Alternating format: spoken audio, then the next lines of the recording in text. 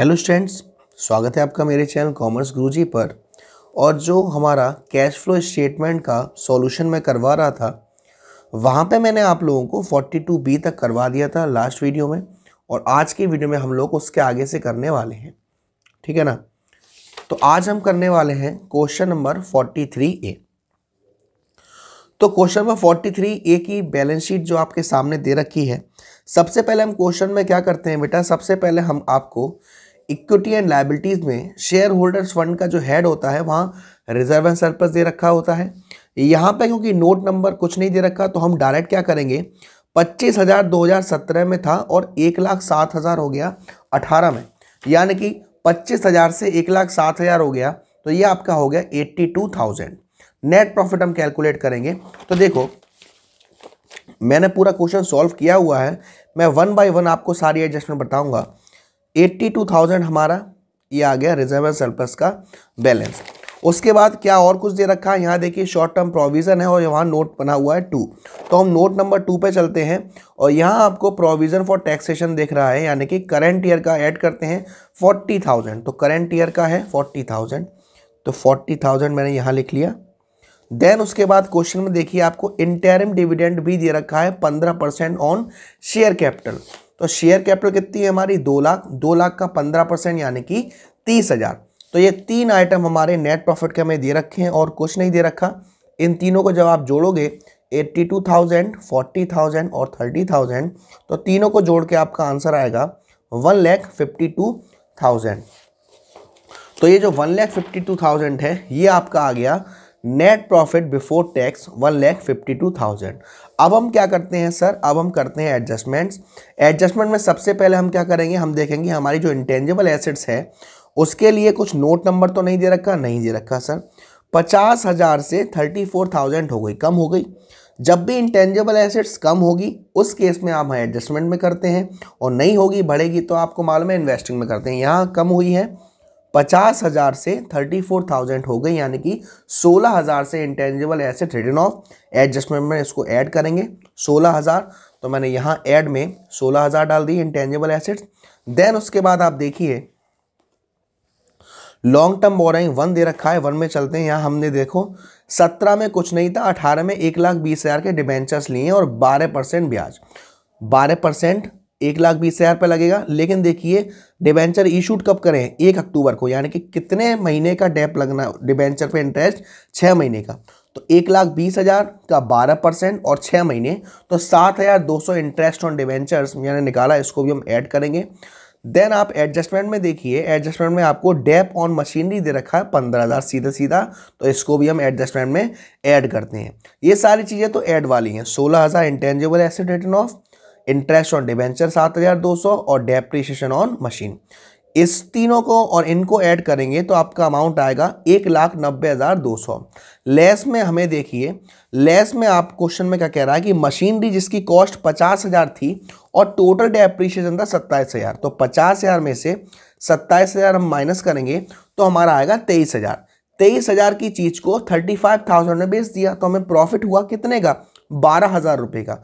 12,000 का profit adjustment में हम लेस करते हैं, तो यहाँ हमने लेस किया profit on sale of machinery 12,000, तो 1,90,200 में से 12,000 जब मैं माइनस करूँगा तो आएगा हमारा 1,78,200। ये अभी मेरा क्या निकल के आया है, operating profit before working capital changes. अब मैं क्या देखूंगा, अब मैं देखूंगा करेंट एसेट्स और करेंट लायबिलिटी। तो देखिए सबसे पहले क्वेश्चन में हम यहाँ करंट लायबिलिटी ही दे रखी है, तो करंट लायबिलिटी देख लेते हैं। यहाँ आपको ट्रेड पेबल दे रखा है, ट्रेड पेबल 90,000 से 1,39,000 हो गए। जब भी हमारी करंट लायबिलिटी इंक्रीज होती है तो उसे ऐड करते हैं, तो ट्रेड पेबल 49,000 से ऐड किए जाएंगे। देन उसके बाद करंट एसेट्स में चलते हैं। करंट एसेट्स में इन्वेंट्री 1 लाख से 2,10,000 हो गए, यानी बढ़ गया। लेस होगा इन्वेंट्री 1,10,000 से। ट्रेड रिसीवेबल भी बढ़ गया 50,000 से 1,20,000, तो 70,000 से ये भी ऐड होगा, सॉरी लेस होगा। और अदर करंट एसेट्स 12,000 से 10,000 हो गए, 2,000 से कम हो गए, तो ये ऐड होगा। तो ये सारी चीज़ें मैंने यहाँ लिखी हुई हैं। ट्रेड पेबल ऐड होगा 49,000 से, अदर करंट एसेट्स भी 2,000 से ऐड होगा, बाकी इन्वेंट्री 1,10,000 से बढ़ा था, लेस होगा। ट्रेड रिसीवेबल भी बढ़ा था 70,000 से, ये भी लेस होगा। तो ये जो ऊपर का अमाउंट है 1,78,200, इसमें मैंने ये ऐड किया 51,000, तो ये मेरा आया 2,29,200। इसमें से 1,80,000 माइनस किया तो मेरा आया 49,200। अभी हमारा ये पूरा नहीं हुआ। क्वेश्चन में आपको देखो दो टैक्स दे रखे थे, ये करंट ईयर का और ये प्रीवियस ईयर का। तो प्रीवियस ईयर का इस साल पेड किया हुआ जिसको हम इनकम टैक्स मानते हैं, इस अमाउंट से हम माइनस करेंगे इनकम टैक्स पेड करके। अब ये हमारा बचा 19,200, क्योंकि ये आंसर हमारा प्लस में आया है, माइनस में नहीं है, तो हम लिखेंगे net cash from operating activities 19,200। मैं आपका आंसर चेक करा देता हूँ, cash flow from operating activities 19,200। Next activity हम करेंगे इन्वेस्टिंग एक्टिविटी, और इन्वेस्टिंग एक्टिविटीज़ को करने के लिए हमें एक अकाउंट बनाना पड़ेगा। वो बनाना पड़ेगा हमें टेंजिबल एसेट्स। क्यों बनाना पड़ेगा सर? यहाँ देखिए मशीन खरीदी भी है, बेची भी है।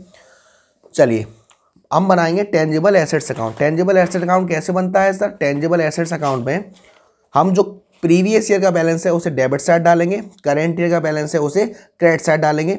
तो मैंने 1,20,000 को डाल दिया डेबिट साइड में और 1,80,000 को डाल दिया क्रेडिट साइड में। यहाँ 1,20,000 ये, 1,80,000 ये। उसके बाद क्वेश्चन में आपको मशीनरी सेल करिए 35,000 की, तो जब सेल करते हैं तो फिक्स एसेट्स अकाउंट में कहाँ जाता है? बाई साइड जाता है, सीआर साइड। 35,000 का ये आ जाएगा। डेप आपको क्वेश्चन में दे रखा है 15,000, 15,000 का डेप आ जाएगा।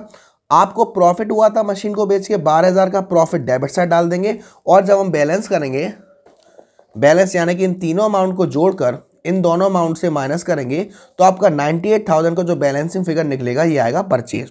परचेज को इन्वेस्टिंग में क्या करते हैं तो आपको मालूम होगा, माइनस करते हैं। तो अब मैं चलता हूं आपको इन्वेस्टिंग एक्टिविटीज़ के ओर लेकर। देखिए इन्वेस्टिंग एक्टिविटीज में हमने टेंजिबल एसेट सेल करी थी 35,000 की, यस सर ऐड होगा। परचेज ऑफ टेंजिबल एसेट्स अभी हमने अकाउंट बनाया 98,000 लेस होगा। 35,000 में से 98,000 माइनस करोगे तो 63,000 माइनस क्या आएगा? और क्योंकि ये माइनस में है तो हम लिखेंगे net cash used in investing activities. मैं आंसर शो कर देता हूँ आपको, यहाँ 63,000 कैश यूज्ड। तीसरी एक्टिविटी बची हमारी फाइनेंसिंग एक्टिविटी। फाइनेंसिंग एक्टिविटी देखने के लिए शेयर में तो कुछ नहीं दे रखा, 2 लाख का था, 2 लाख का था, कोई दिक्कत की बात नहीं। लॉन्ग टर्म बोरोइंग देखिए 17 में से 18 में कितने हो गए? 1,20,000। जब हम डिबेंचर किसी से बोरो करेंगे तो पैसा आएगा 1,20,000। हम क्या करेंगे? इसको ऐड करेंगे। बाकी देखिए हमने इंटरेस्ट पेड करी थी डिबेंचर्स पे, हमने जब हम ऑपरेटिंग एक्टिविटी कर रहे थे वहाँ पे हम ऐड कर रहे थे। यहाँ क्या करेंगे? लेस करेंगे 7,200। इंटरिम डिविडेंड पेड किया था 30,000, उसको भी लेस करेंगे। तो तीनों का जब हम ट्रीटमेंट करेंगे, ये हमने डिबेंचर प्रोसीड कर 1,20,000 इसको ऐड करेंगे, इंटरिम डिविडेंड को लेस करेंगे, इंटरेस्ट ऑन डिबेंचर को लेस करेंगे। तो इसको करने के बाद प्लस में आंसर आएगा 82,800। और क्योंकि ये प्लस में है तो हम लिखेंगे net cash from financing activity. अब हमें क्या करना है? ए यानी कि ऑपरेटिंग एक्टिविटी, बी यानी कि इन्वेस्टिंग एक्टिविटी और सी यानी कि फाइनेंसिंग एक्टिविटी, तीनों एक्टिविटी को ऐड करेंगे। तो ए हमारा कितना आया था? 19,200 प्लस में, ये 63,000 माइनस में और ये भी हमारा प्लस में। तो इन तीनों को प्लस करोगे तो आपका आएगा 39,000 प्लस में। अब इस 39,000 में कैश एंड कैश इक्विवेलेंट का जो प्रीवियस ईयर का बैलेंस है उसको जोड़ देंगे। यहाँ कैश एंड कैश इक्विवेलेंट का प्रीवियस ईयर का बैलेंस है 13,000, तो 39,000 में 13,000 जब जोड़ोगे तो यहाँ भी 52,000 और वहाँ भी 52,000, यानी कि आपका क्वेश्चन नंबर 43A बिल्कुल करेक्ट है। अब हम देखते हैं हम question number 43B। Question number 43B में मैंने क्या बताया है? हमेशा कैश फ्लो को करने के लिए हम सबसे पहले क्या देखते हैं? Reserve and surplus. Reserve and surplus में कोई भी नोट नंबर नहीं है तो डायरेक्ट यहीं से वैल्यू लेंगे। 91,000 थे 17 में और 18 में हो गए 1,70,000, ठीक है। तो इनका डिफरेंस निकालेंगे तो 79,000 आएगा। उसके बाद हमने देखिए शॉर्ट टर्म प्रोविजन दे रखे हैं आपको, 2 नंबर नोट पर चलते हैं। टैक्सेशन प्रोविजन दे रखे हैं 34,000 के, तो 34,000 करेंट ईयर का प्रोविजन ऐड करते हैं। ये 34,000 और 79,000 वो दोनों को हम करेंगे तो यहाँ पर हम रिजर्व एंड सरप्लस वाला हमारा 79,000 और ये 34,000 टैक्सेशन प्रोविजन करेंट ईयर, इसको ऐड करेंगे। देन आप जब पीछे देखेंगे क्वेश्चंस को, पीछे क्वेश्चन में देखो आपको इंटरिम डिविडेंड भी दे रखा है 60,000, यानी कि अब आपको नेट प्रॉफिट के लिए 3 चीज़ें दे रखी हैं, 60,000 का interim dividend, provision for tax और रिजर्व एंड सरप्लस। तीनों को आप जोड़ दोगे तो यहाँ देखिए 43B, तीनों को जोड़ दोगे आप तो आपका आएगा ये 1,73,000। तो नेट प्रॉफिट बिफोर टैक्स कितना आएगा हमारा 1,73,000। अब हम चलते हैं एडजस्टमेंट की ओर। एडजस्टमेंट को करने के लिए पीछे देखिए आपको लैंड आपने सोल्ड किया है प्रॉफिट पर 30,000, तो प्रॉफिट को हम क्या करते हैं लेस करते हैं। प्लांट की जिसकी बुक वैल्यू 20,000 की थी उसको हमने सोल्ड किया है लॉस में, 8,000 घाटा हुआ है, तो लॉस को हम क्या करते हैं एडजस्टमेंट में ऐड करते हैं और प्रॉफिट को क्या करते हैं लेस करते हैं। उसके बाद डेप्रिसिएशन ऑन प्लांट, देखो ध्यान से देखना एक चीज, 3 लाख के थे प्लांट की वैल्यू, 3 लाख कितनी अब हो गई 2,25,000, जिसमें से 20,000 का तो बेच दिया, यानी कि 2,80,000, 2,80,000 और 2,25,000, तो बीच का जो गैप है ये क्या है, ये हमारा डेप्रीशिएशन है। इसको आप अकाउंट बना के भी निकाल सकते हो और डेप्रीशिएशन एडजस्टमेंट में क्या करते हैं ऐड करते हैं। तो देखिए एडजस्टमेंट में हम क्या क्या करेंगे, लॉस हुआ प्लांट को सेल करने पर 8,000 का वो ऐड कर दिया, डेप्रीशिएशन 55,000, ठीक है, और प्रॉफिट हुआ हमें लैंड को बेचकर 30,000 रुपये का, तो उसे लेस कर दिया। तो जब आप इन दोनों को जोड़ोगे तो 63,000 प्लस का आएगा और 1,73,000 नेट प्रॉफिट बिफोर टैक्स का अमाउंट और 63,000 ऐड का अमाउंट दोनों को जोड़कर लेस करोगे तो आपका ये 2,06,000 आएगा। 2,06,000 हमारा क्या आया है sir, operating profit before working capital changes. अब हम इसमें क्या करेंगे, अब हम करंट लायबिलिटी और करंट एसेट्स को देखेंगे। तो करंट लायबिलिटी यहाँ देखिए शॉर्ट टर्म बोरोइंग है, शॉर्ट टर्म बोरोइंग में बैंक ओवरड्राफ्ट है, ये इसका हिस्सा नहीं है अभी हमारा, ठीक है ना। उसके बाद देखिए आपका ट्रेड पेबल आपका 70,000 से 1,00,000 हो गया, 30,000 से बढ़ गया। जब भी लायबिलिटी बढ़ती है तो उसे हम ऐड करते हैं, तो ट्रेड पेबल ऐड होगा। उसके बाद करंट एसेट में देखिए इन्वेंट्री 2.5 से 4,00,000 हो गई, कितनी बढ़ गई सर, ये हमारी बढ़ गई 1,50,000 से, 1,50,000 लेस होगा। ट्रेड रिसीवेबल भी बढ़ गया हमारा 1,55,000 से 3,82,000 हो गया, तो ये अब बढ़ाओगे ये आपका हो गया 2,27,000। और करंट एसेट भी बढ़ गया 5,000 से, तीनों चीज़ लेस में जाएगी। तो यहाँ देखिए ट्रेड पेबल ऐड में, बाकी ये तीनों चीज़ें लेस में, तो ये 2,00,000, ये ट्रेड पेबल 30,000 था तो वापस से अमाउंट 2,36,000 आ गया, और 2,36,000 में इन तीनों को जोड़ा तो ये माइनस का आएगा 3,82,000। तो 2,36,000 कम है और 3,82,000 माइनस की वैल्यू ज़्यादा है, तो आंसर आपका माइनस में ही आएगा 1,46,000। ये भी आपका ऑपरेटिंग एक्टिविटी कंप्लीट नहीं हुआ, हमें टैक्स भी दे रखा था प्रीवियस ईयर का 26,000, जो कि इनकम टैक्स पेड है, क्योंकि वैल्यू ऑलरेडी माइनस में है और ये भी माइनस में, तो माइनस माइनस प्लस, तो आपका ये आंसर माइनस में आएगा। Cash used in operating activity 1,72,000, और मैं आपको आंसर भी चेक करा देता हूँ। Cash use in operating activity 1,72,000, ठीक है। उसके बाद नेक्स्ट एक्टिविटी के ओर चलते हैं जिसका नाम है इन्वेस्टिंग एक्टिविटी। इन्वेस्टिंग एक्टिविटीज़ के लिए देखिए आपको क्या क्या दे रखा है क्वेश्चन में, आपने क्या क्या सेल किया है भाई। प्लांट जिसकी बुक वैल्यू थी 20,000, देखो कितने में बेचा है, ध्यान से सुनना। Land was sold at A profit of 30,000, ठीक है।